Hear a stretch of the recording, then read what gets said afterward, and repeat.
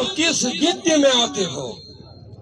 Rauf Hasan PTI के secretary information है, मुझे पता नहीं है कि इस बदबख्त इंसान का मुझसे क्या बुग़्ज़ है, लेकिन आज ही ये चौथी दफा है कि टीवी में इंटरव्यू में ये मेरे खिलाफ बकवास शुरू कर देता है। और भाई मेरी बर्दाश्त इतनी नहीं है कि तुम जैसे अशकाल के लोग जो शक्ल से ज़ोंबी नजर आते हो।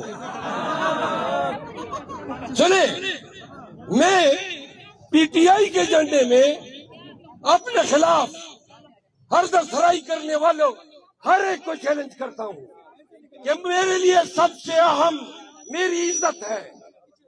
कोई भी ये जुर्रत न करे कि मुझ पे हरदर्सराई करेगा और मैं डिसिप्लिन के नाम पे खामोश रहूंगा। शेर अफजल खान उस मिट्टी का बना ही नहीं है।